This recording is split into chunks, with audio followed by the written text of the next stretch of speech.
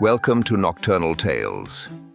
Tonight we step into a fashionable London square not far from Belgravia, where white pillars glow beneath crimson awnings. 400 guests have arrived in every costume that vanity, wealth or historical ignorance could devise, and Captain Hastings, cloak, plumed hat, rapier, and one uninvited spaniel, is trying very hard to look as though he has been a musketeer all his life. The corpse at the costume ball begins with an invitation from a young woman named Anne Foster, a charity ball hosted by Lady Beatrice Mallory, and the unsettling presence of a man dressed as Pierrot, who stands near the buffet watching the room with the cold amusement of someone who knows too much about everyone in it. As always, this tale is inspired by the spirit of the great Golden Age crime writers, but the plot, characters, and text you're about to hear are entirely our own creation. This episode is brought to you by the listeners who support Nocturnal Tales on Patreon, and by those who help with one-off tips on Buy Me a Coffee or PayPal. If you'd like to support our work, you'll find all the links in the description. And a quick note, our ebook, Nocturnal Tales, The Collected Mysteries, Volume 2, is available now for $3.99. 8 earlier mysteries, rewritten and expanded for the page with original Art Deco illustrations throughout. You can find it on Patreon, Gumroad, and Buy Me a Coffee. Links in the description. Now settle in as the orchestra begins a waltz. The lanterns glow above the polished floor, and somewhere beneath the buffet cloth, a small golden-brown dog discovers something that is neither a sugar almond nor cold chicken, and the evening stops being a ball and starts being a murder.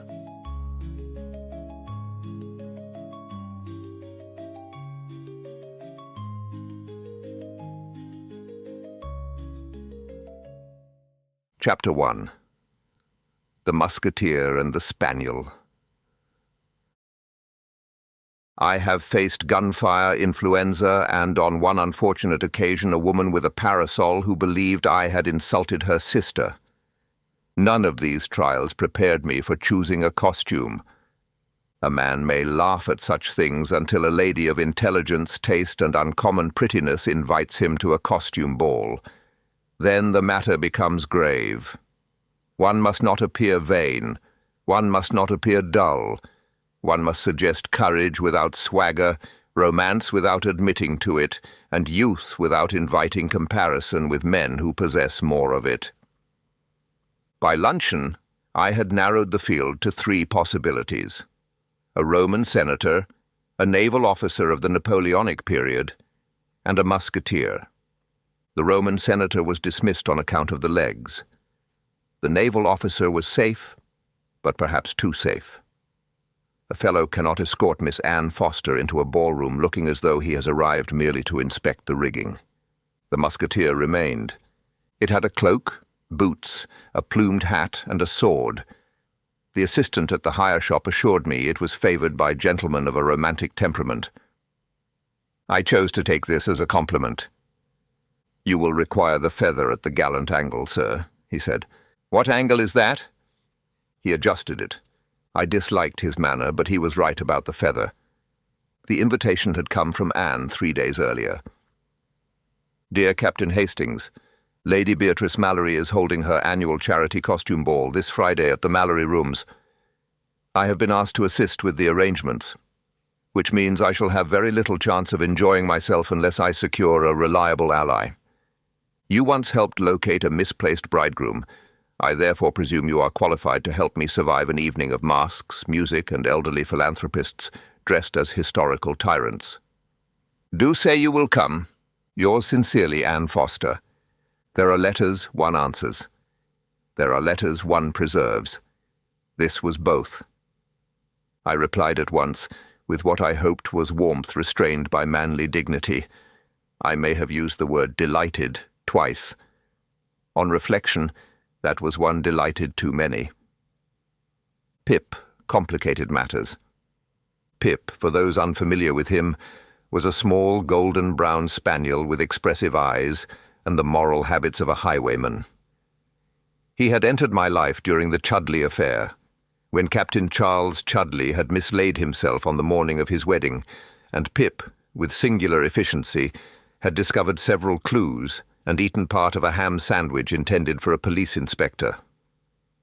Since then he had shown a partiality for my rooms, my boots, and my dignity, in that order.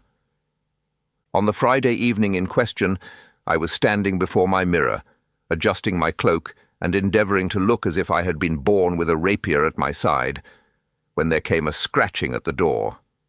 I opened it. Pip sat in the passage. "No," I said. Pip wagged his tail. "No," I repeated. "You are not invited." He looked at me with the patient contempt of a dog who has heard many human opinions and found none convincing. "How did you get in?"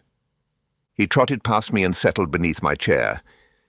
It is one of the humiliations of life that a man may command troops, and yet fail entirely to remove a spaniel from a room when the spaniel has made other arrangements. I considered taking him back to Anne's lodgings, but the hour was late. Nor, I admit, did I wish to begin the evening by confessing that I had already lost control of the dog. I therefore made what seemed at the time a practical decision. I would take him in the taxi and hand him to Anne quietly at the entrance. This was my first mistake. The Mallory rooms stood in a fashionable square not far from Belgravia, an imposing building with white pillars, crimson awnings, and a flight of steps crowded with guests in every costume that vanity, wealth, or historical ignorance could devise. Henry VIII argued with a shepherdess. Britannia smoked beneath the awning. 2 medieval monks appeared to be discussing motor cars. Pip became alert at once. "Steady," I said. He put both paws on the taxi window and stared at the arriving guests with the expression of a theatre critic before a promising farce. I paid the driver, gathered cloak, hat, sword, and spaniel, and ascended the steps with as much dignity as circumstances allowed. Anne was waiting just inside the entrance hall. For a second, I forgot Pip. She wore a gown of deep blue silk and a small silver mask, which somehow made her eyes seem darker and more amused than ever. Her hair was arranged beneath a delicate headdress, and she carried a fan which I later discovered could be used as a weapon of social correction. "Well," she said, "Captain Hastings. Miss Foster. A musketeer? I thought it suitable. It is certainly brave. I flatter myself it is not wholly unsuccessful." "No," she said gravely. "The feather alone deserves admiration." I bowed. Unfortunately, Pip chose the same moment to pull forward, and the effect was less courtly than intended. Anne looked down.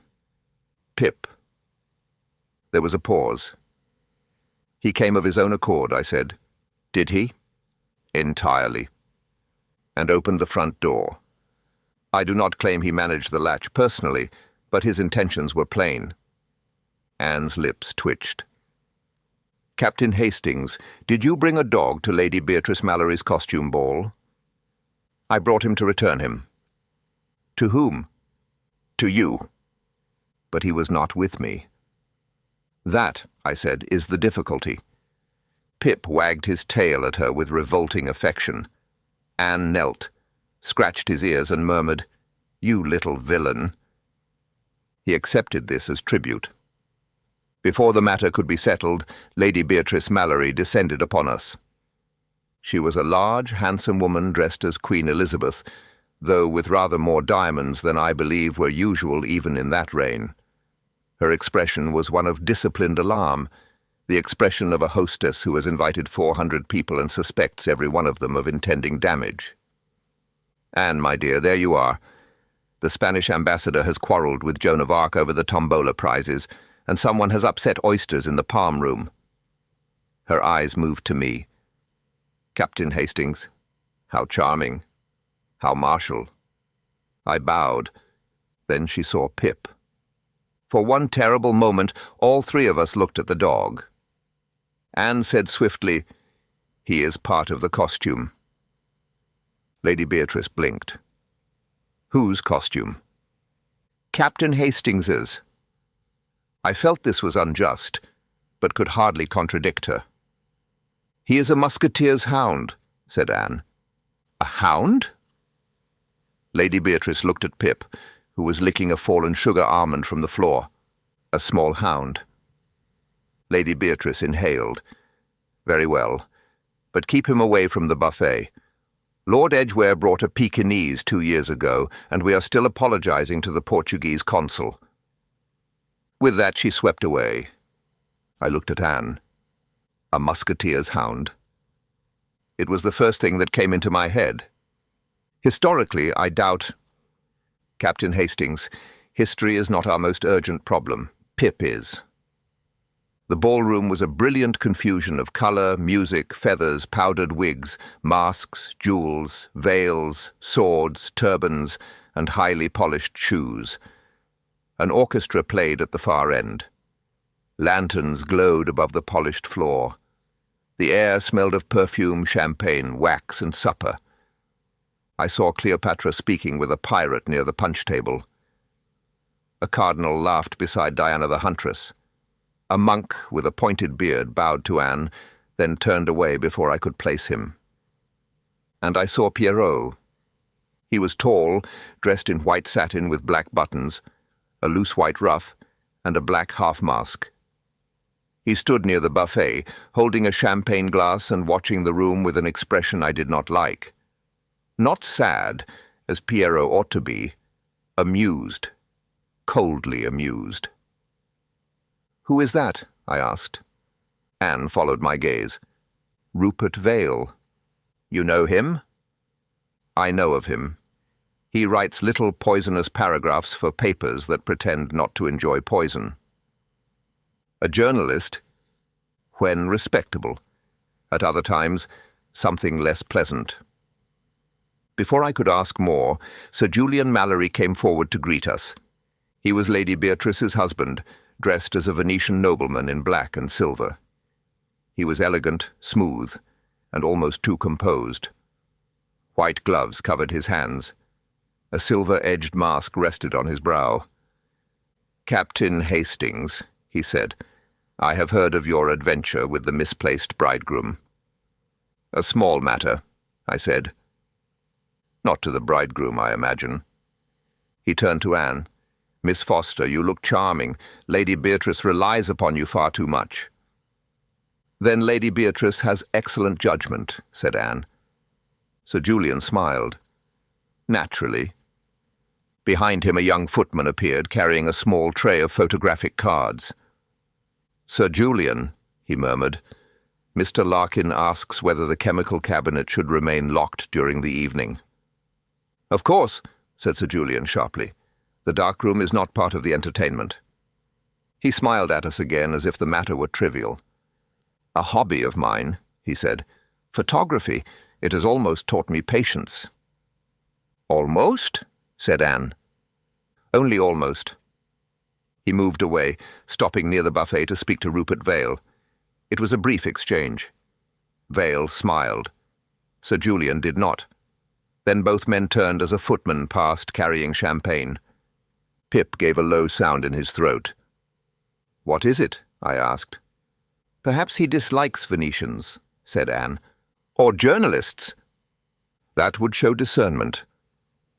We might have pursued the matter, but Major Felix Armitage bore down upon us in the costume of a pirate, complete with eye patch, sash, and wooden cutlass. He crushed my hand, frightened Pip, and laughed like a gunshot. Mrs. Diana Carruthers, the Cleopatra I had noticed earlier, gave us a cool nod from beneath gold ornaments and dark gauze. Mr. Oswald Peebles appeared in a faded astrologer's robe and greeted us as though emerging from a cupboard of secrets. "My dear Captain Hastings," he said, "and Miss Foster, almost a reunion." "I had not expected to see you here," I said. "One finds me in many places where people have secrets." Anne looked at him sharply. "Are you here professionally?" "My dear lady, at a charity ball, perish the thought." From Peebles, this was as good as a confession. At that moment the orchestra began a waltz. Anne looked at me. "Well, Captain?" I have never considered myself a poor dancer, I have, however, found that a cloak, a sword, and the knowledge that one is being watched by a woman one wishes to impress can turn even a simple waltz into a military operation. Still, I acquitted myself tolerably. Anne moved with grace and certainty, and after the first few turns I began to enjoy myself. "You are very solemn," she said. "I am concentrating. On the dance, among other things." "What other things?" "That I should not step on your gown, strike anyone with my sword, or be strangled by my own cloak." All worthy ambitions. We turned past the orchestra and towards the long buffet table. Pip had been tied by Anne to a chair near the wall and bribed with cold chicken. At least, he had been tied there. The chair remained. Pip did not. His hindquarters were visible beneath the buffet cloth. "He has escaped," I said. Anne sighed. "Of course he has. I shall retrieve him. Do not make a scene." "My dear Miss Foster, I am incapable of making a scene." She looked at my feather and said nothing. I went to the buffet.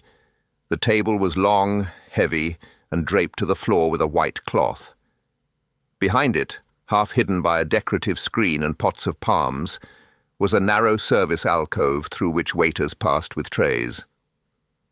Above the table stood silver dishes of lobster patties, cold meats, jellies, sandwiches, and other expensive mysteries. From beneath the cloth came a growl. "Pip," I said quietly, "come here." No response. I bent and lifted one corner of the cloth. Two bright eyes looked back at me from the darkness. Pip had taken up position beside a fallen sausage roll and appeared prepared to defend it against all Europe. "Come out, you little brute!" He growled again, but not at me. At something behind him. I lifted the cloth higher. At first I saw only shadow, table legs, and the gleam of a dropped fork. Then my eyes adjusted. A man lay beneath the buffet table. He was on his side, half hidden by the folds of the cloth. He wore a white satin costume with black buttons. One arm was bent beneath him. The other hand lay palm upward on the floor. It was very still. For one absurd instant I thought he must be drunk. Then I saw the color of his lips. I let the cloth fall. Anne had crossed towards me. "Captain Hastings?" I lowered my voice.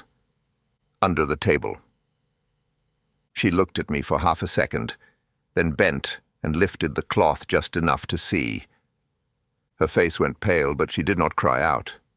That was very much like Anne. "Is he—" "Yes," I said. "I believe so." Behind us the orchestra swept on. Laughter rose from the dancers. Henry VIII called for more champagne. Lady Beatrice sailed past in diamonds and authority, unaware that disaster lay beneath her supper. Pip crept out and sat beside my boot. His ears were down. I looked once more beneath the cloth. The dead man was Piero, Rupert Vale. Near his hand lay a champagne glass on its side. A few drops had spilled onto the polished floor. His right shoe had left a short, curved scuff, as though he had been pulled only a little way before being pushed beneath the hanging cloth. Anne whispered, "What do we do?" I straightened, aware of the sword at my hip, the ridiculous feather above my brow, and the very real corpse beneath the supper table. "We keep calm," I said. It was a good phrase. I was pleased with it. At that exact moment, Pip seized the hanging cloth in his teeth and tugged, then barked 3 times with terrific force. The orchestra faltered. A dozen heads turned. Lady Beatrice froze in the middle of the floor. The cloth slid sideways at my feet, and the dead man's hand fell out into the light. For perhaps 3 seconds no one moved. Then someone screamed. Chapter 2. Piero does not laugh. There are few things more difficult to manage than a murder in a room full of people determined to enjoy themselves. Had Rupert Vale chosen a lonely road, a dark alley, or even the traditional library, the matter would have been comparatively straightforward. One sends for the police, preserves the scene, prevents hysterical ladies from treading in significant footprints, and stands by with such dignity as one can muster. But a corpse beneath a buffet table at a charity costume ball presents special difficulties. For one thing, half the witnesses are masked. For another, several have already taken champagne. And for a third, nobody dressed as Julius Caesar, Cleopatra, a pirate, or a shepherdess can be made to behave sensibly for long. The scream, which had begun with a young lady in the costume of a Greek nymph, spread across the ballroom like fire through dry grass. People turned. People pushed forward. People demanded to know what had happened. People who could see nothing at all nevertheless cried out that it was too horrible. A man in a turban dropped a plate of lobster patties. Henry VIII stepped backwards into Joan of Arc. Pip, having achieved public attention, retreated behind my boots and looked up at me with the air of a dog who had performed his duty and now expected protection. "Stand back," I said. It was a good military sort of command, and for half a second it worked. Then everyone moved closer. Anne stepped beside me. Her colour had returned, though her eyes were grave. "Captain Hastings," she said quietly, "the cloth." I understood. The dead man's hand, exposed upon the polished floor, had produced the panic.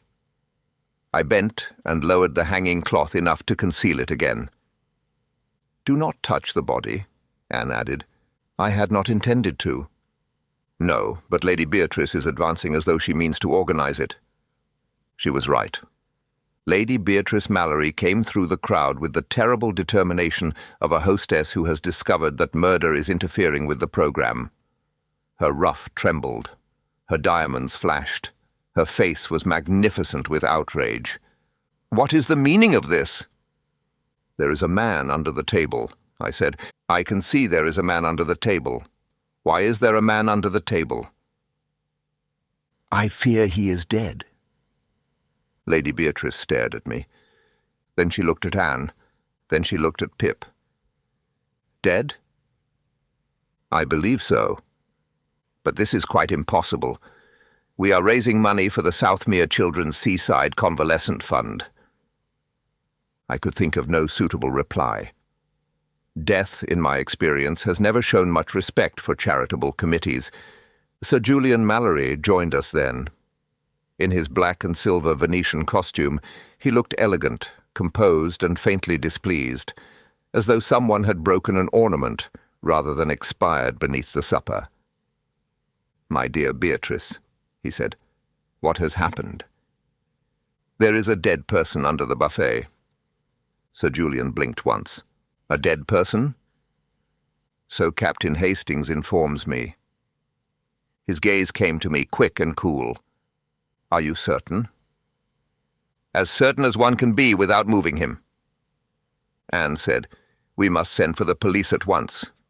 "Yes," said Sir Julian, "of course." Lady Beatrice caught his arm. "Julian, must we? At once?" "My dear, the whole evening will be ruined. There is a corpse under the sandwiches, Beatrice. I am aware of that. Then I fear the evening is already under some disadvantage." This exchange, while perhaps not showing deep feeling, had the merit of accuracy. Sir Julian turned to a footman who stood frozen with a tray in his hands. "You, telephone the police, quietly, and fetch Mr. Larkin." The footman fled. By now the music had ceased altogether. The orchestra sat uncertainly on its platform, bows lowered. The dancers had formed a half-circle around the buffet. It was astonishing how swiftly charity had given way to curiosity. Anne touched my sleeve. "We should keep them back." "Quite right." I moved to the front of the little crowd and raised a hand. "Ladies and gentlemen, if you please, there is no occasion for alarm." This produced naturally more alarm. "What is it?" cried a shepherdess. "Has someone fainted?" demanded a Roman emperor. "I heard there was blood," said a monk with evident hope. "There is no blood," I said. This was a mistake. It gave the thing a horrid specificity. A murmur passed through them. "No blood? Then he has been strangled, poisoned, shot internally." I do not know who said shot internally, but I should very much like to have had him removed. Anne stepped forward. "Please clear this part of the room. Lady Beatrice, perhaps the guests could be moved towards the orchestra." Lady Beatrice, whose nature was restored by a task, straightened. Yes, of course. Sir Julian, the doors must be watched. No one leaves, not one person. This is a respectable event." I had some doubts about the logic, but none about the order. Within a few minutes, by the combined authority of Lady Beatrice, Sir Julian, Anne, and myself, the room was divided. The guests were herded to the far end under the resentful gaze of the musicians. Brandy was demanded by people who had no need of it. Pip was secured to his chair again, though he looked at the knot, as if already considering its weaknesses. Only then did I lift the cloth once more. Rupert Vale lay as before. His white costume was slightly disarranged, the black buttons dull in the lamplight. His mask had slipped up from his eyes. His face was youngish, perhaps 35, though dissipation had put its marks upon him. He had fair hair, carefully waved, and the faintly petulant mouth of a man accustomed to charming his way out of difficulty. Sir Julian drew in a breath. "Rupert Vale." "You know him?" I asked. "Slightly." It was said too quickly. Anne heard it too. I saw her glance up. Lady Beatrice pressed a handkerchief to her mouth. "Oh, how dreadful." "Who was he?" I asked. "A journalist," said Sir Julian. Mr. Oswald Peebles, who had somehow drifted nearer in his drooping astrologer's hat, gave a dry little cough. "A journalist when it suited him." I turned. "And when it did not?" Peebles spread his hands. "A collector of secrets." "Mr. Peebles," said Anne, "this is not the time for theatrical phrases." "My dear Miss Foster, I assure you I am being painfully literal." I knelt carefully beside the body. I did not touch it. The champagne glass I had seen earlier lay near Vale's hand, its stem unbroken. A little wine remained inside. His lips had a bluish tinge. "Poison?" I murmured. Anne was looking not at the glass but at the floor. "See his shoe." The right shoe had left a short curved mark on the polished boards, close beside the table. "Dragged?" I said. "Only a little way," said Anne. "Not from across the room." She pointed behind the buffet. There, half hidden by palms and a decorative screen, was the narrow service alcove I had noticed earlier. Waiters passed through it with trays from the back corridor. "He may have died there," she said softly, "behind the screen. Then someone pulled him only those few feet under the table." That made horrible sense. It also made the thing more daring. The murder had not been committed far from the ballroom. It had been committed almost inside it. Mr. Larkin, the house steward, arrived then, a narrow man in black, with anxious hands, and the expression of one who had always known society would eventually come to this. "You sent for me, Sir Julian?" "Yes. Mr. Vale is dead." "So I see, sir." The calmness of servants in moments of crisis is one of the great pillars of civilization. "Has anyone left?" asked Anne. "No, miss. Not by the main entrance. I have put 2 footmen there." "There are other exits?" I asked. "Service door to the lane, sir. Terrace doors from the anteroom. 2 staircases, 1 public, 1 for staff. Cloakrooms on the left. Costume room beyond them. Private rooms behind the card room." "A dozen ways out," I said. "7, sir," said Mr. Larkin with professional pride. "Have them watched." "At once, sir." He went. Lady Beatrice looked towards the crowd. Half of London will know by morning. If there has been a murder, said Anne, half of London is preferable to the murderer leaving quietly. Lady Beatrice stared at her, then gave a curt nod. Yes, quite right. You always did have sense, Anne. This was said in a tone suggesting that sense was useful but socially inconvenient. Before the police arrived, several facts emerged. Rupert Vale had not been on Lady Beatrice's guest list. Then how did he get in? I asked. With a ticket, said Sir Julian. Some were transferable. It is a charity event. Convenient, murmured Peebles. Will you stop murmuring? I said. He looked wounded. I thought it suited the atmosphere. The second fact was stranger. Several people believed they had seen Pierrot after the time at which, judging from the state of the body, Vale might already have been dead. But when pressed, their certainty became less useful. A lady dressed as Marie Antoinette had seen a white figure with a black mask near the palms. A monk had noticed a white sleeve and ruff passing near the cloakroom corridor. A footman had seen someone in white enter the passage towards the costume room, head turned away. And Diana Carruthers, the Cleopatra with the watchful eyes, said she had spoken to Pierrot. When? Asked Anne. Perhaps a quarter of an hour ago. Where? Near the palms. What did he say? Diana hesitated. He said, not here, after supper. And you believed it was Rupert Vale? Yes. Did you see his face? He wore a mask. Did he mention your letters? Diana's face changed. I beg your pardon? Anne's voice remained gentle. Mrs. Carruthers, if Vale was blackmailing you, we had better know it now. For a moment I thought the woman would refuse. Then her shoulders moved slightly. He had letters, she said. Foolish letters, written years ago. And you were to meet him tonight? Yes. After supper? Yes. Then the phrase told you what you expected to hear, said Anne. Not necessarily what Rupert Vale would have said. Diana went pale beneath the paint. You mean it may not have been him? That is exactly what I mean.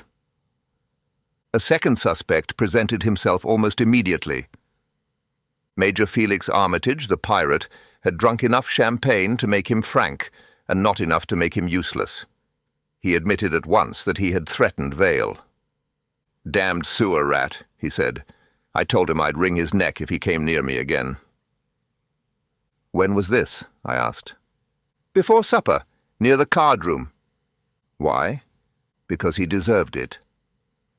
That is a motive in philosophy, Major, not in law. Anne glanced at me. I was rather pleased with the phrase. The Major scowled. He had a story about me. Old nonsense. India. Mess funds. Nothing proved. But true. He reddened. Young man, I am not as young as this costume suggests. He was bleeding me, said Armitage. There. Are you satisfied? But I did not poison him. If I had meant to kill Rupert Vale, I would have hit him. Everyone knows that. This struck me as a poor defense legally, but quite a good one psychologically. At that moment Pip approached the Major, sniffed his boot, and recoiled violently as something beneath the pirate coat gave a metallic squawk. The Major flushed, opened his coat, and revealed a mechanical parrot fixed to his shoulder by a spring. Part of the costume, he muttered. The parrot squawked again. Pip retreated behind Anne's skirt with the air of a dog who had found the true horror of the evening.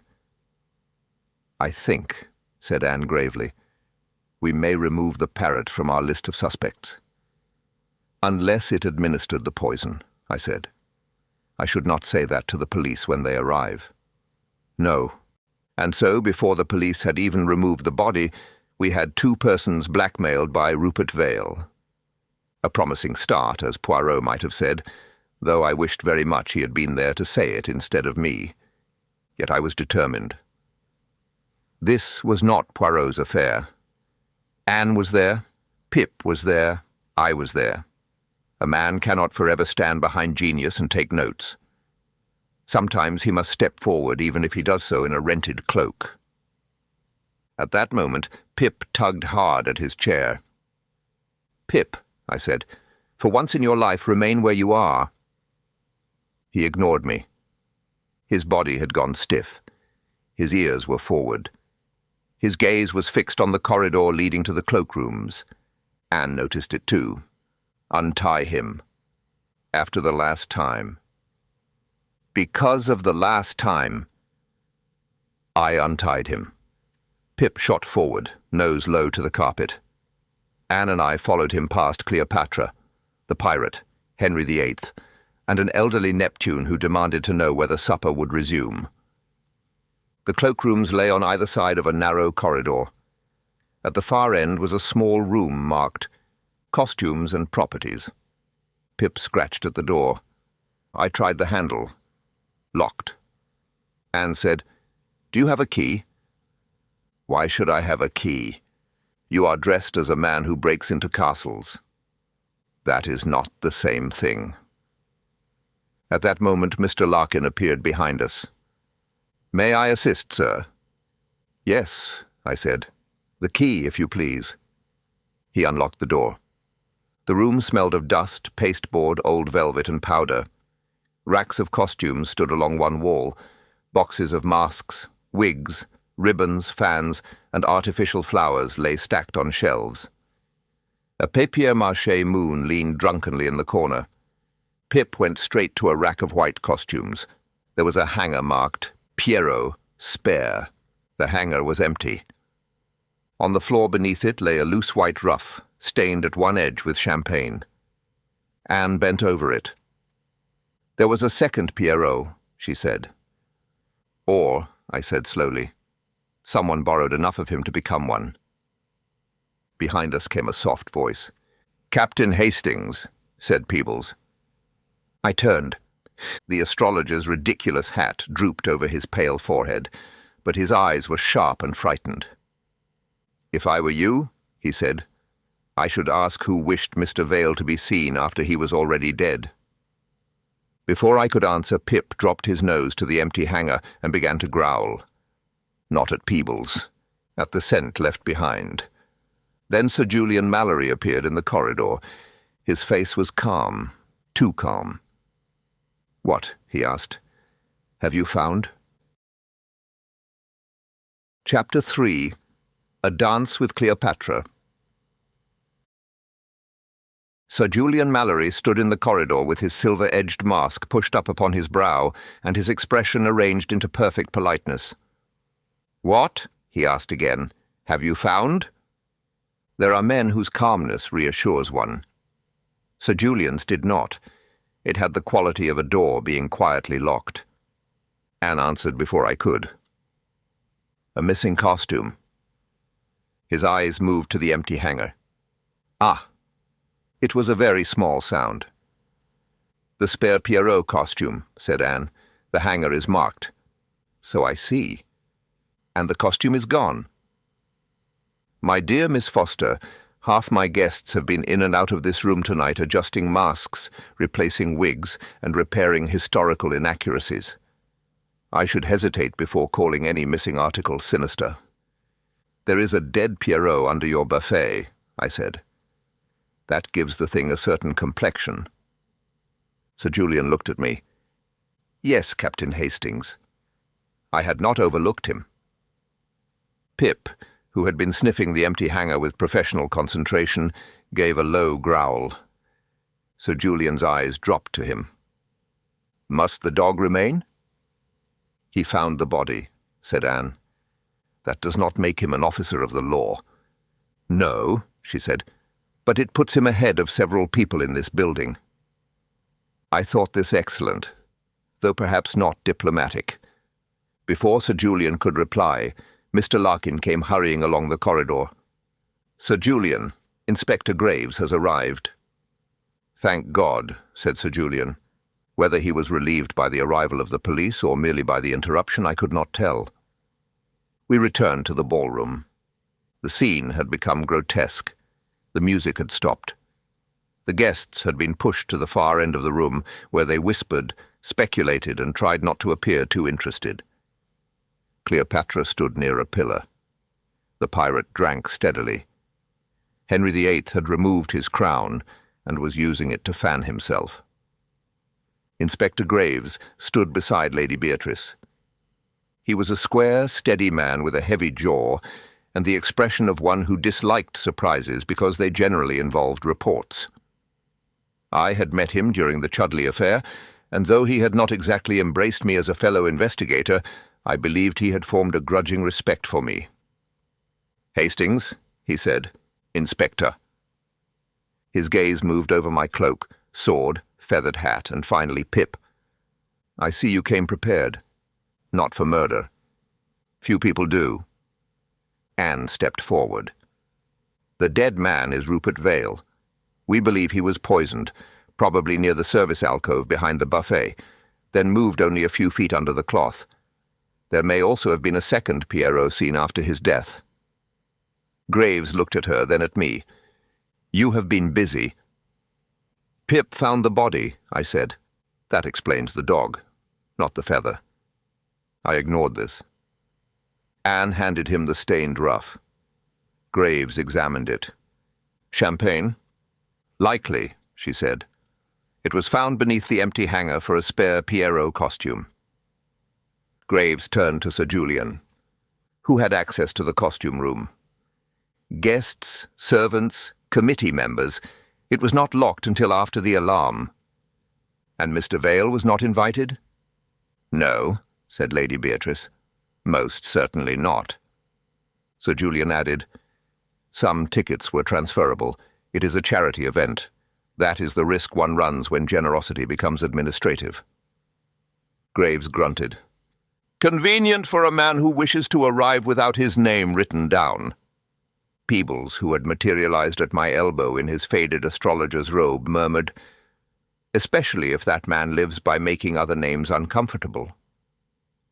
"Mr. Peebles," I said, "if you are going to be useful, do it plainly." He looked wounded. "My dear Captain Hastings, plainness is often the enemy of truth." "No," said Anne, "it is usually the enemy of Mr. Peebles." Graves gave the faintest twitch of the mouth. The police surgeon arrived shortly afterwards. A dry little man with pince-nez and a manner that suggested even death had failed to surprise him. The body was drawn carefully from beneath the buffet and screened from the guests. I saw Rupert Vale's face clearly for the first time. It was waxy, blue about the lips, and somehow still arrogant.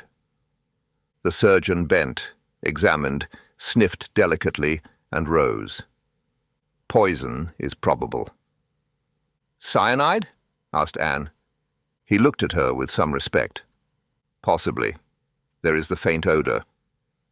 "Bitter almonds," said Graves. "How administered?"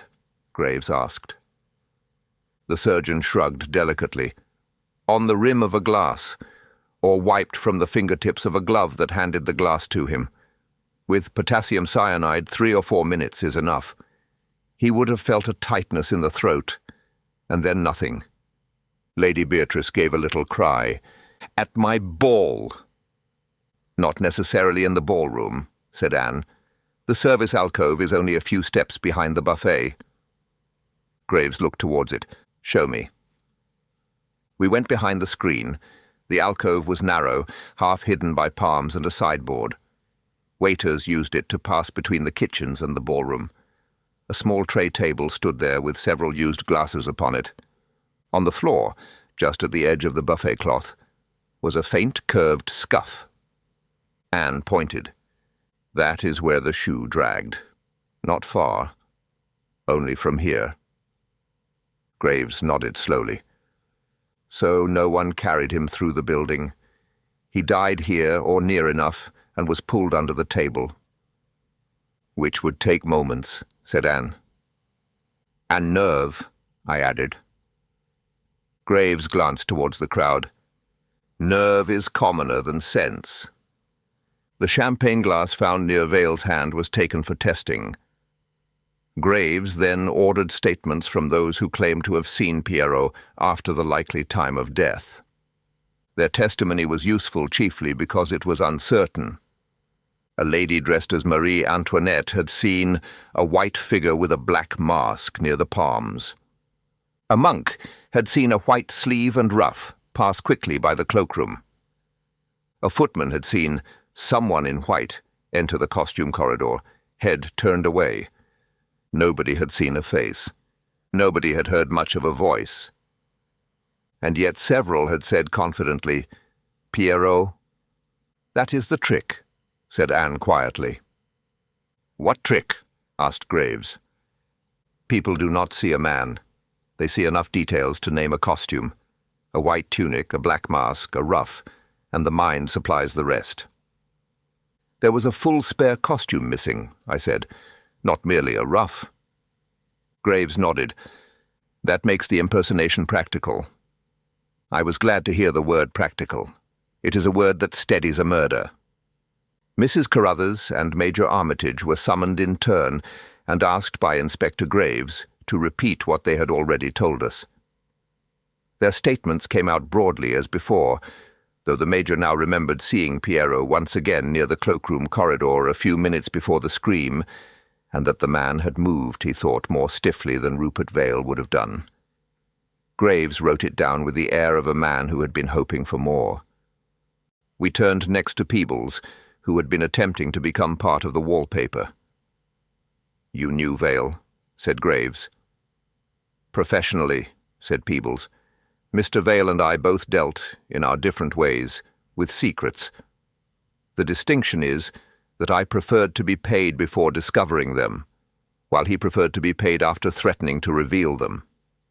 Meaning? Meaning he collected secrets, and I occasionally knew where he had put them. What had he brought tonight?" Peebles looked at the floor. "A notebook, most likely. Small, black. He kept accounts of embarrassment." "Where?" "He had a habit of hiding papers in costumes, linings, seams, false hems. He enjoyed cleverness. It was his only innocent vice." "Could he have hidden it in the Pierrot costume?" "Almost certainly." Graves ordered the body's costume examined more closely. The cap was found first. Its lining had been slit with a sharp blade. "Empty," said Graves. Peebles leaned in. "Too obvious." Anne looked at him.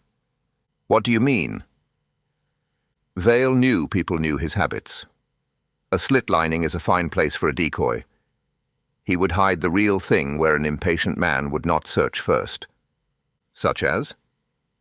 Peebles spread his hands.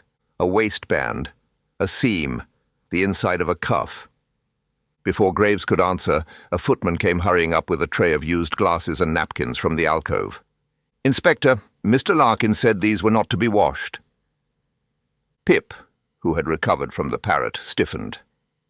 He nosed towards the tray, then seized a white glove from beneath a napkin and dragged it out triumphantly. "Drop it!" I cried. He did, thank heavens. The police surgeon took the glove carefully. There was a faint yellowish stain across 2 fingertips. He sniffed it and looked up. Bitter almonds. Very faint. Graves's eyes narrowed. Poison on the glove. Anne said, "Sir Julian was wearing white gloves earlier." "So were several men," said Graves. "Yes," she replied, "but Sir Julian is not wearing them now." We all turned. Across the room, Sir Julian Mallory stood beside his wife, speaking calmly to a constable. His hands were bare. Pip gave one sharp bark. Sir Julian looked up. For the first time that evening, his calm failed. Chapter 4. The Missing Tunic. Sir Julian Mallory's loss of composure lasted no more than a second. That was the disturbing part. A guilty man, so one imagines, starts, flushes, stammers, perhaps drops a glass. An innocent man, unjustly suspected, becomes angry. Sir Julian did neither. His expression shifted only slightly, as though a curtain had moved before a closed window. Then the old calm returned. He crossed the room with unhurried steps. "Is something wrong?" he asked. Inspector Graves held up the white glove. "That depends. Were you wearing gloves earlier this evening?" Sir Julian glanced at it. "So were most of the men here. That was not my question." "Yes," said Sir Julian, "I was. And now? As you see, I am not." "What happened to them?" "One was torn, the other stained. I removed them." "With champagne?" asked Anne. Sir Julian's eyes moved to her. "I believe so." "Curious," she said. "The spare Pierrot ruff was also stained with champagne. A charity ball is rarely short of the stuff." Graves gave the glove to the police surgeon. "This will be kept." "Inspector," said Sir Julian, "surely your priority should be Mr. Vale's known enemies. Mrs. Carruthers, Major Armitage, even Mr. Peebles, if one considers his general air." Peebles, overhearing this, placed a wounded hand upon his astrologer's breast. "I object to being suspected on atmosphere." "So do most criminals," said Graves. Sir Julian bowed slightly. "Then I shall leave you to your work." He turned away, but Pip did not take his eyes off him. Not barking now, not growling, watching. I have always distrusted overdramatic evidence, but a silent spaniel can be remarkably convincing. Anne leaned close to me. "He is frightened." "Sir Julian?" "Yes." "He hides it well." "That is often how one recognizes it." I looked at her with admiration. "You have a very cool head, Anne." She glanced at me. "You used my name again." "I beg your pardon." I did not say I objected. There are moments when a man ought to say something neat and memorable. I believe I said, "Ah." Fortunately, Inspector Graves saved me from further ruin. "Hastings, Miss Foster, since you have already begun trampling about my case, you may as well continue doing it where I can see you." This was not gracious, but it was progress. The body had been removed to a small anteroom off the ballroom. Graves allowed us to accompany him, partly because Anne had noticed the scuff mark, and partly, I suspect, because Pip refused to be left behind. Rupert Vale lay on a long table covered by a sheet. His white Pierrot costume had been opened by the surgeon. The mask, cap, and ruff had been placed upon a chair beside him. Graves lifted the cap carefully. The lining was cut. "So Peebles was right," I said. "Vale hid things in his costume." Peebles, who had somehow followed us, looked modest and untrustworthy. "Habit, Captain Hastings. Blackmailers are men of habit. It is one of their few conveniences." The silk lining of the cap had indeed been slit with a blade. There was nothing inside. Graves grunted. "Someone searched him." "Or thought he had," said Anne. We all looked at her. "If Vale knew that people knew his habits," she said, "the cap might have been a decoy, the obvious hiding place." Peebles nodded approvingly. "Miss Foster has a cruelly sensible mind." I disliked the admiration in his voice. Graves said, "Where else?" "Waistband," said Anne. "Inside seam, cuff, anywhere flat." The surgeon examined the costume more carefully, but it was slow work, and Graves would not allow us to interfere. For the moment, nothing further was found. "Whoever cut the cap may have been interrupted," I said. Graves looked at me. "By what?" "The body being discovered. Pip barking. The panic." "Possible," said Graves. "Or the murderer searched only enough to know the obvious place was empty." Anne's face was thoughtful. "Then the notebook may still be here." A disagreeable thought seemed to pass round the little room. If Vale's notebook still existed, The murderer had killed for a prize he had not yet obtained. That made the evening far from over. Pip suddenly left the chair and nosed towards the door. "No," I said, "not again." He looked back at us, impatient, and said, "Let him. You say that too often." And I am usually right. This was hard to deny. Pip led us not to the ballroom but back along the corridor towards the costume room. The constable at the door stepped aside with the resigned expression of a man who has begun taking orders from a dog. The room looked even more absurd than before. Wigs, shields, masks, painted moons, broken spears, false beards, and enough velvet to smother a regiment. Pip went straight to the empty hanger marked "Pierrot, Spare." Then he nosed along the floor towards a laundry basket near the servants' passage.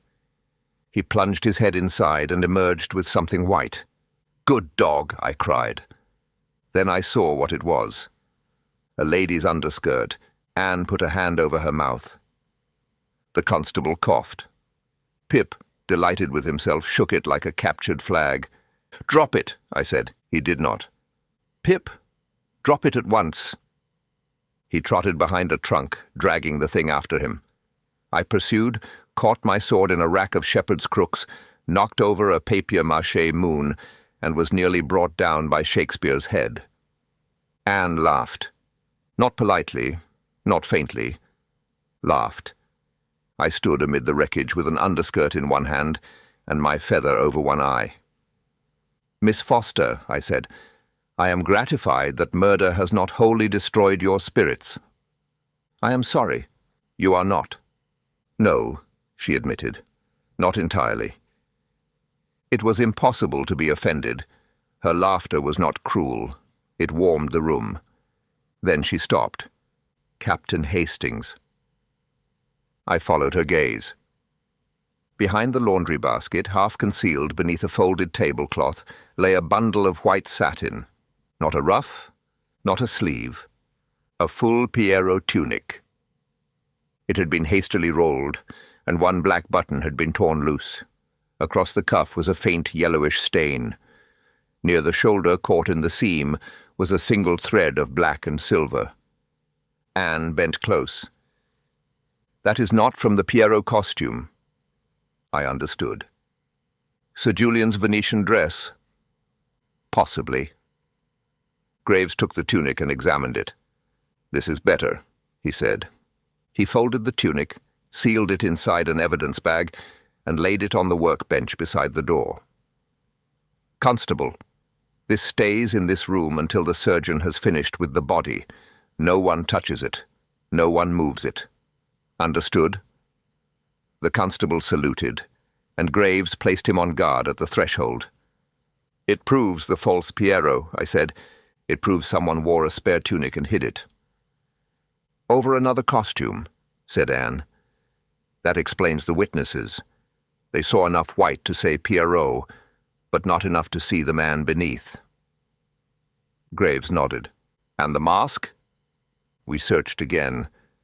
This time I found it behind a box of artificial flowers, a plain black half-mask, the sort used for Pierrot, not the silver-edged Venetian mask Sir Julian still wore upon his brow.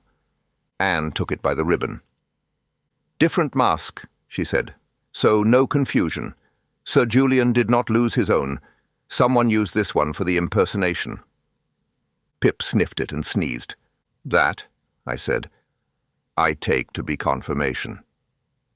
Graves did not smile, but he did not disagree. The surgeon appeared in the doorway with a grave expression. The glove and the tunic cuff both show traces consistent with cyanide. Lady Beatrice, who had followed at a distance, gave a small cry. "Cyanide?" Her eyes went instinctively to her husband. That was a mistake. Graves saw it. Anne saw it. So did I. "Lady Beatrice," said Graves, "why did you look at Sir Julian?" She pressed her handkerchief to her mouth. "No reason." "Madam." "It is only Julian has chemicals, for photography, in the dark room." Sir Julian's voice came from behind her. How dramatic you make it sound, Beatrice." He stood in the corridor, pale but controlled. "Many amateur photographers keep chemicals," he said. "They are locked away." "Where?" asked Graves. "In the dark room behind my study." "Who has the key?" "I do." "Anyone else?" "Mr. Larkin has a spare for household purposes." Mr. Larkin, summoned at once, confirmed this. His spare key, however, remained on his ring. Sir Julian produced his own key with visible irritation. Graves sent a constable to the dark room. The wait felt longer than it was. When the man returned, he carried a small brown bottle wrapped in a cloth. "Locked cabinet, sir. Labelled potassium cyanide." "Used for photography," said Sir Julian sharply. The surgeon examined the bottle. "The stopper has been recently handled." Sir Julian laughed once. "My dear Inspector, I handle my own equipment. That is hardly murder." "No," said Graves, "but it is opportunity." At this, Lady Beatrice seemed to age 10 years. Anne went to her. "Lady Beatrice, did Rupert Vale come tonight because of the Southmere Fund?" Lady Beatrice's pride struggled with her fear. Fear won. "Yes," she whispered. Sir Julian turned sharply. "Beatrice, no. Julian, no more." Her voice trembled, but she continued. "It was years ago. Money promised to the Southmere Fund was used elsewhere. Temporarily, it was repaid, with interest. But Rupert Vale found the old receipt. He threatened us." "Was the receipt in his notebook?" asked Anne. "Yes. Or so he said." Graves looked at Sir Julian. "Did you meet Vale tonight?" Sir Julian's answer came coldly. "I spoke to him." "Where?" "Near the buffet. The service alcove." "For a moment." That admission passed through the room like a draught. "He was expected after supper," Lady Beatrice said. "He told Julian he would speak to everyone unless he was paid. If he simply vanished, people would have asked questions. He had already been seen. Julian said—" She stopped. Sir Julian's face hardened. "What did Sir Julian say?" asked Graves. Lady Beatrice looked at her husband, then away. "That Vale must not be allowed to make a scene." None of us was looking at Sir Julian then. Lady Beatrice had become, for that instant, the only person in the room. I heard behind us the constable on the door shift to make way for 2 guests pressing in from the ballroom passage. I did not turn my head. For a moment no one spoke. Then from the ballroom came a sudden shout. A constable appeared at the corridor door. "Inspector, Sir Julian's gone." Graves spun round. "What?" "He was at the doorway behind you, sir. Lady Beatrice had just finished, and 2 guests pushed past me from the ballroom. I stood aside for them, and when I looked back, the doorway was empty. I thought he had stepped through to the ballroom." Anne's eyes met mine. "The study," she said. "We ran. I confess I ran badly. A musketeer's cloak is not made for pursuit. My sword struck one door frame, my feather struck another, and Pip passed me with insulting ease. The study lay beyond the card room, a neat masculine chamber with dark panelling, a writing desk, and a fireplace in which a small fire had recently been lit. Sir Julian stood before the grate. In his hand was a folded paper. For 1 second he looked not elegant, not composed, not superior, only desperate. Then he threw the paper into the flames. I sprang forward. He turned and struck at me with the poker. I caught the blow on my forearm. Pain shot to my elbow. Pip barked furiously. Anne cried my name. I stumbled, recovered, and drove my shoulder into Sir Julian before he could strike again. We crashed against the desk. The poker fell. Graves and the constable burst in behind us. Sir Julian twisted free, but I had one hand locked in his sleeve and did not let go. Not elegantly, not cleverly, but firmly. The burning paper curled in the grate. Anne seized the tongs and pulled it out before the flames could take it entirely. Sir Julian stopped struggling. His face had gone grey. Anne looked down at the blackened scrap. Only a few words remained legible. Payment received from J. Mallory in settlement of Southmere. Graves took the scrap from her. "Well," he said, "that is unfortunate." Sir Julian looked at me with pure hatred. "My dear Captain Hastings," he said softly, "you are becoming inconvenient." I was breathing hard. My arm hurt abominably, and my feather had fallen over one eye. But Anne was looking at me as though I had done something rather better than ask a good question. For the moment, that was enough.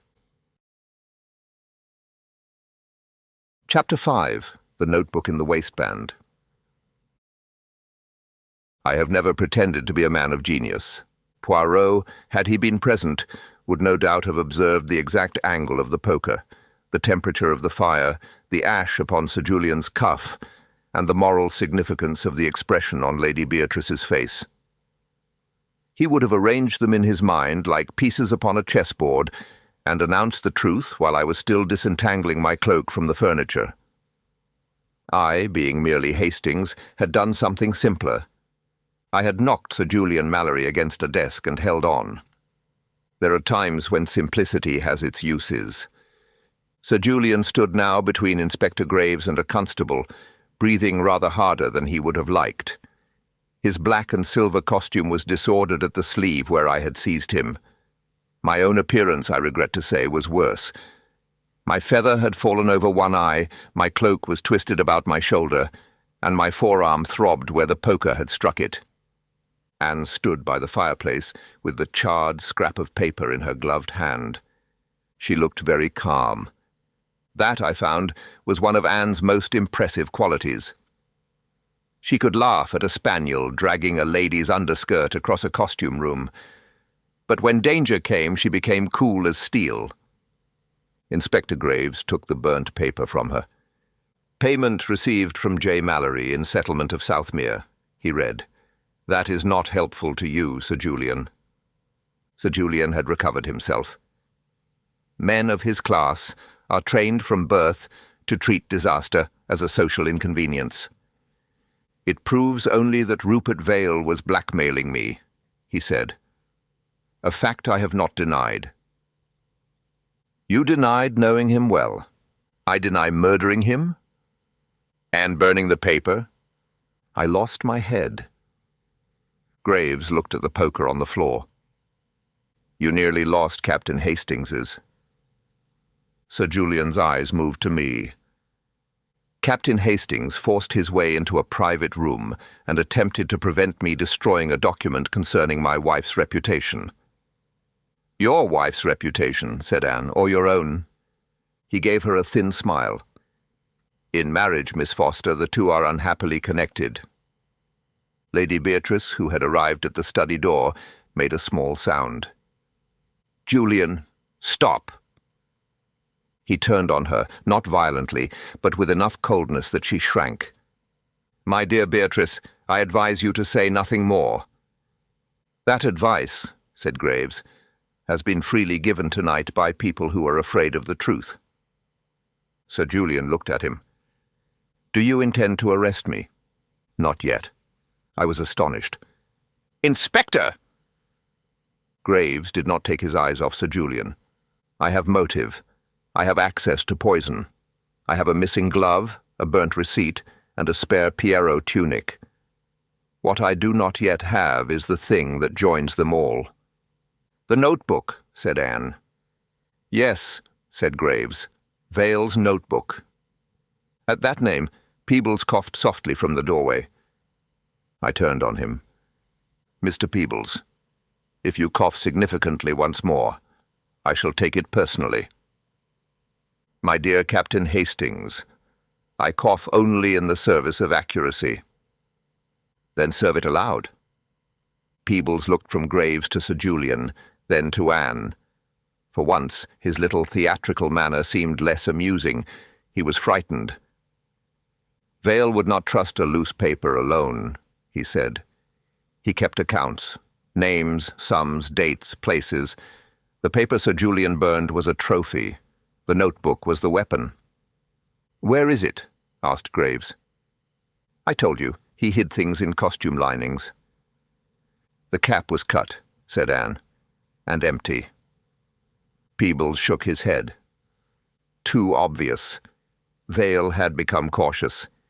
He once told me that the best hiding place is the one a clever fool dismisses after finding the first trick.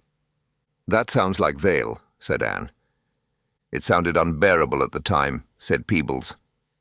Graves turned to the constable. "Keep Sir Julian here." Sir Julian gave a short laugh. "With what charge?" "With my dislike of you," said Graves. "It will do until I find a better one." We returned to the anteroom where Vale's body had been taken. The police surgeon looked up irritably as we entered. "I was just beginning a proper examination." "Then continue," said Graves. "Look at the waistband." The surgeon frowned, then bent over the white Pierrot trousers. The garment had seemed loose and theatrical, with a wide satin band about the waist. He turned it carefully, running his fingers along the inner seam. A moment later he stopped. "Well," he said. Anne stepped nearer. The surgeon had found a narrow slit, almost invisible beneath a fold of satin. From it he drew a small black notebook, no larger than a cigarette case, bound with an elastic band. Graves took it. No one spoke. It is strange how much menace a little book may possess.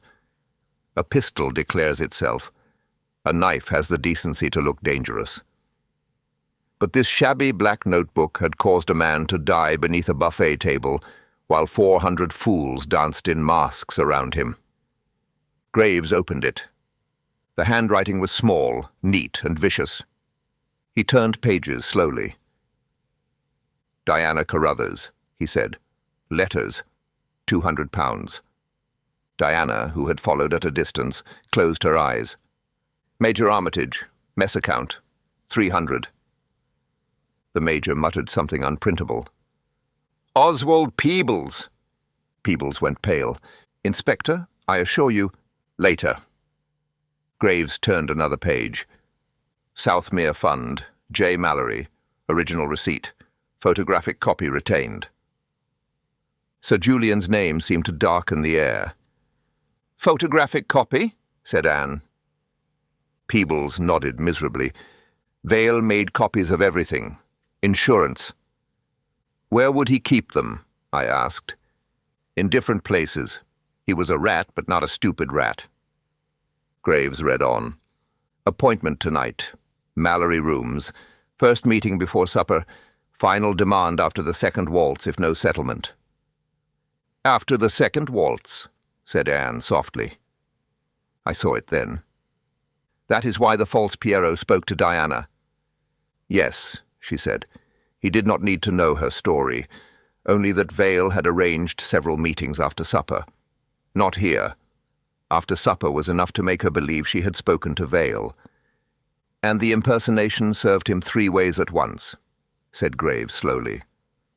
"It pushed the apparent time of death past the murder.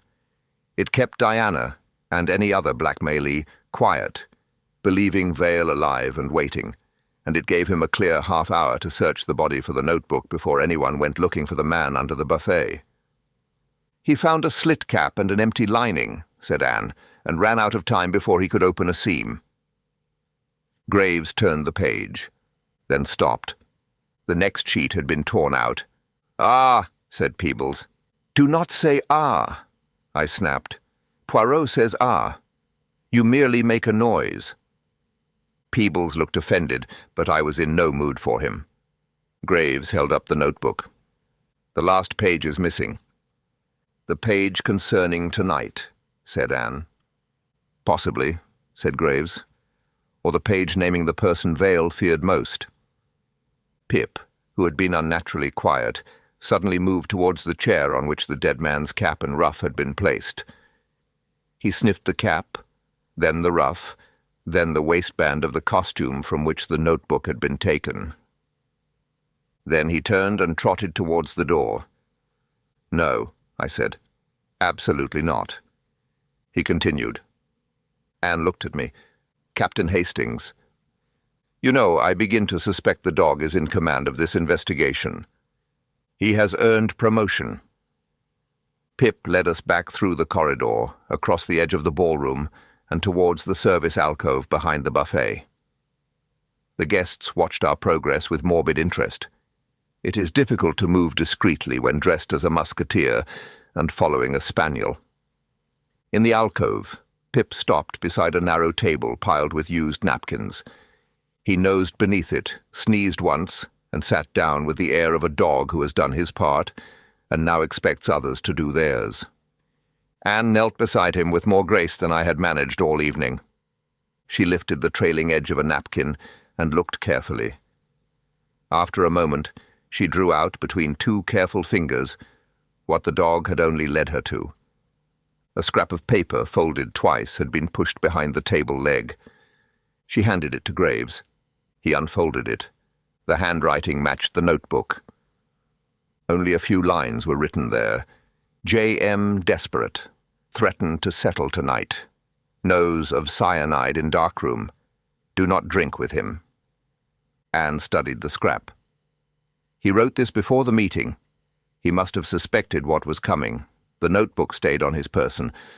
But this one torn page he slipped behind the alcove table on his way in case the conversation went as it did. Peebles nodded gravely. Vale always believed himself a clever rat. He kept the notebook on him as a visible threat, and tore one page free to leave behind in a place his killer would never think to look. Insurance, he would have called it, this time only by half. For a moment the room seemed very still. Then Lady Beatrice whispered, "Julian." Graves's face hardened. "That will do." We turned towards the study corridor. Sir Julian was no longer there. The constable who had been set to guard him stood in the doorway, red-faced and furious. "He asked for a glass of water, sir. The maid had gone for it. Then there was a crash from along the corridor, chairs going over by the sound. I stepped out to see. When I came back, he was gone." A second constable came running from the costume corridor, white-faced. "Inspector, the man at the costume room door is on the floor, sir. Knocked clean down, and the bagged tunic has gone from the bench."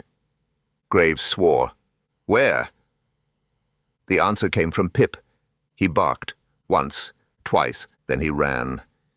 We followed him through the service passage and out towards a side door that opened onto the narrow lane behind the Mallory rooms.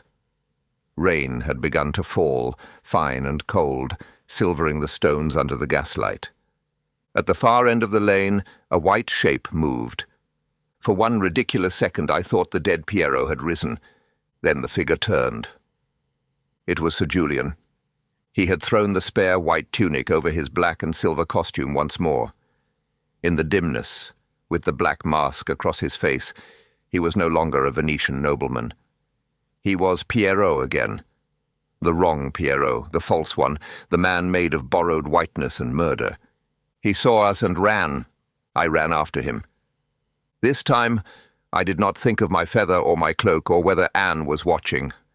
I thought only that the man had struck at me, threatened Anne, poisoned Vale, and was now escaping because a constable had been fool enough to believe him. Sir Julian reached the end of the lane and fumbled with a gate. I was close behind him. He turned suddenly and swung at me with something bright in his hand, not a poker this time, but a small ivory paper knife.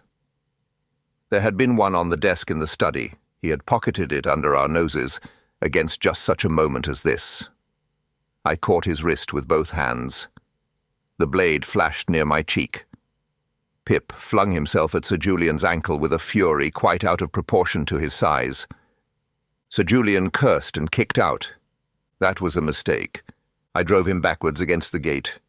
The rotten wood cracked. He lost his footing, slipped on the wet stones, and went down hard. I fell with him. It was not graceful. Heroes in books never land with one knee in a puddle and the breath knocked out of them.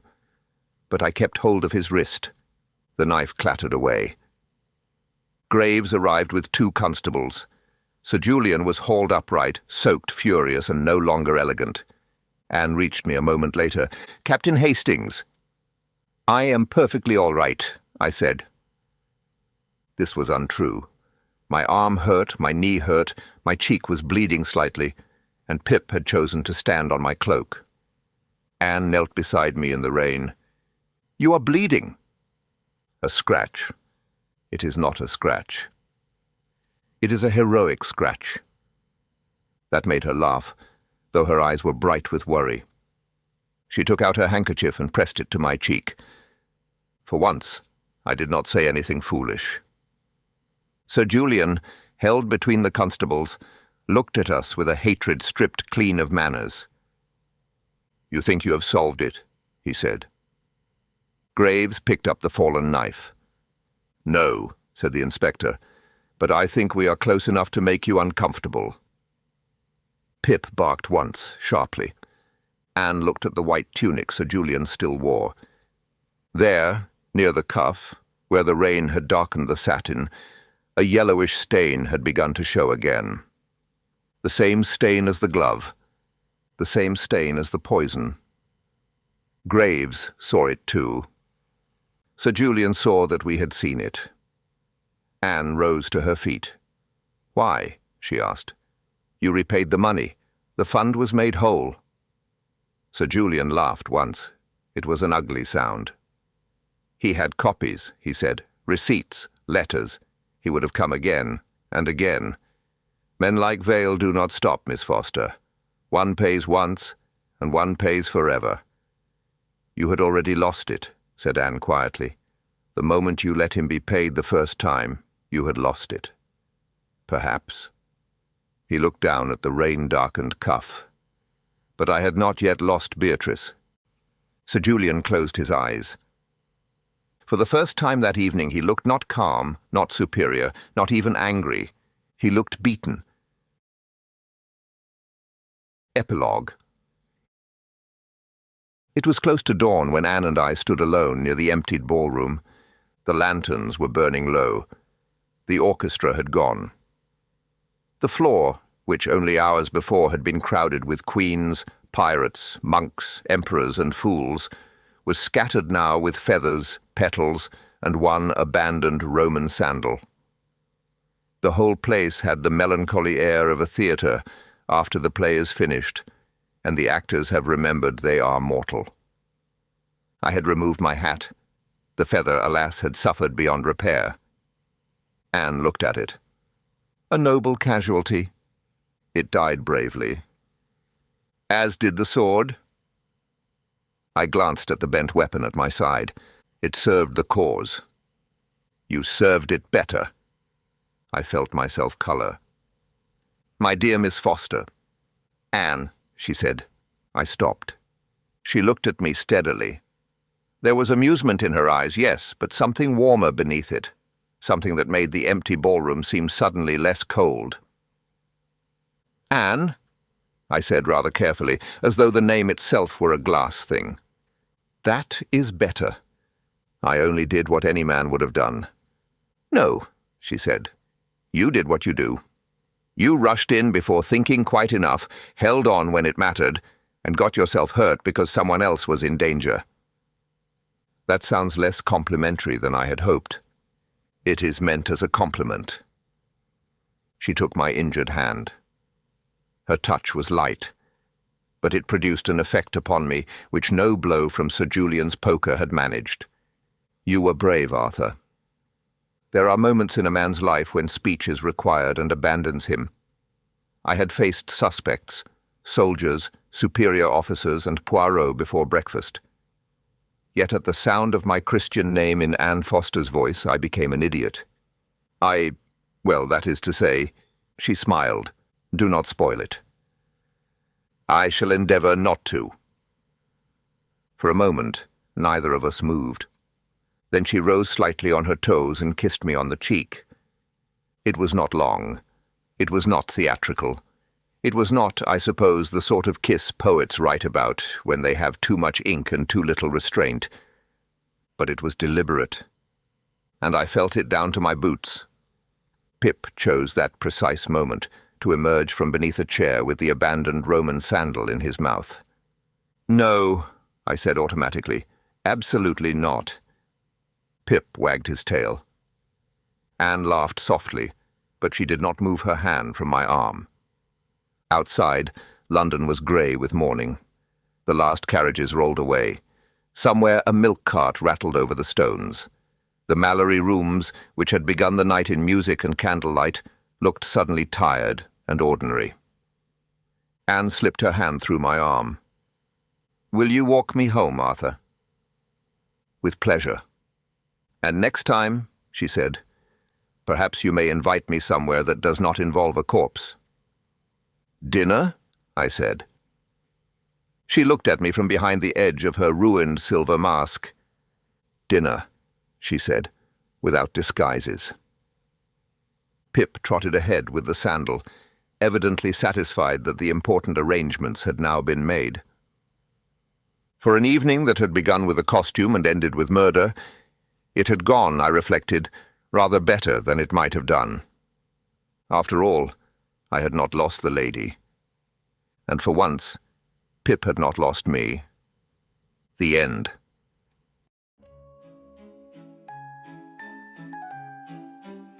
Thank you for listening all the way to the end of The Corpse at the Costume Ball. This was a case in which everyone wore a disguise, but the most dangerous costume belonged to the host, a Venetian nobleman who became a false Piero, poisoned a blackmailer with cyanide from his own dark room, and then walked back through the ballroom as himself, trusting that no one looks twice at a man in his own house. Sir Julian Mallory gambled that a roomful of masks would hide one more. He was wrong, not because justice was clever, but because a dead man had torn a page from his notebook and tucked it behind a table leg, and because a spaniel with the moral habits of a highwayman followed the scent to where it mattered. What lingers is not the poison or the chase through the rain, but the quieter things. Hastings adjusting his feather with borrowed dignity, Anne inventing a musketeer's hound on the spot, and the final scene in the emptied ballroom. Lanterns burning low, the floor scattered with feathers and petals and one abandoned Roman sandal. Where a man who had faced gunfire all evening could not manage a sentence when a woman called him Arthur. The case asked what people hide behind their costumes, and the answer was everything. Greed, blackmail, murder, and, in at least one instance, a love too shy to announce itself without a plumed hat and a dog for courage. If this kind of mystery stayed with you, the ones where the champagne is real, the danger is dressed in satin, and the hero trips over his own cloak at exactly the wrong moment, tell us in the comments when you first suspected the host, and whether Pip deserves a promotion or merely a larger share of the cold chicken. Tell us, too, where you'd like Hastings and Anne to go next. Another ballroom, another city, or somewhere quieter where the dog can't find a corpse. And if you'd like to support Nocturnal Tales and help keep these full-length mysteries coming, you'll find links in the description for Patreon and for one-off tips via Buy Me a Coffee or PayPal. Our ebook, Nocturnal Tales, The Collected Mysteries, Volume 2, is also available for $3.99 on Patreon, Gumroad, and Buy Me a Coffee. For now, thank you again for staying with us to the last line. Until the next case, be wary of men who smile too calmly at their own parties, never trust a Pierrot who isn't sad, and remember, the best disguise is not the one that hides you, but the one that makes everyone look the other way.